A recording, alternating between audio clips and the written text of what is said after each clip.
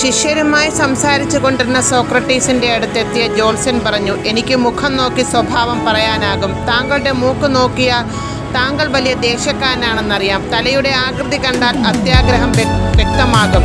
കവിളുകൾ നിരീക്ഷിച്ചാൽ താങ്കൾ താന്തോന്നിയാണെന്ന് മനസ്സിലാകും. ചുണ്ടുകളും പല്ലുകളും താങ്കളുടെ വിമത സ്വഭാവം വ്യക്തമാക്കുന്നു. പറഞ്ഞു കഴിഞ്ഞപ്പോൾ ജോത്സ്യന് പ്രതിഫലവും നൽകിയാണ് സോക്രട്ടീസ് അയച്ചത്.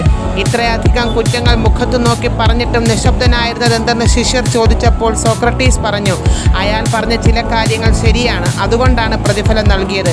പക്ഷേ അയാൾ ഒരു കാര്യം വിട്ടുപോയി, ഈ പോരായ്മകളെ നിയന്ത്രിക്കാനും തിരുത്താനുമുള്ള ആത്മശക്തി എനിക്കുണ്ട് എന്ന കാര്യം. പരിപൂർണത ഒരു സാങ്കല്പിക പദമാണ്. എന്തിൻ്റെയെങ്കിലും കുറവുണ്ടാകും.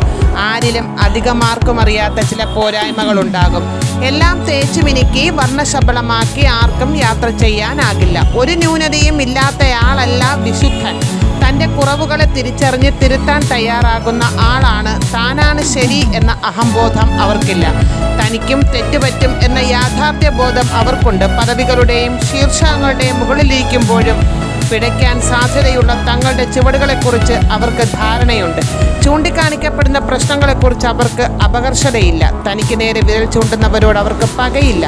മറ്റുള്ളവരുടെ പോരായ്മകളിൽ ആത്മസംതൃപ്തിയും അന്നവും കണ്ടെത്തുന്ന അനേകരുണ്ട്. അവർക്കെതിരെയുള്ള പ്രതിഷേധ ജാഥകൾക്ക് പദ്ധതിയിട്ടിരുന്നാൽ ജീവിതത്തിൻ്റെ നിയോഗവും ക്രിയാത്മകതയും നഷ്ടമാകും. പോരായ്മകൾ നിരത്തപ്പെടുമ്പോൾ പരിശോധിക്കപ്പെടേണ്ടത് പറയുന്നയാളിൻ്റെ യോഗ്യതയല്ല, പറയുന്ന കാര്യങ്ങളിലെ യാഥാർത്ഥ്യമാണ്.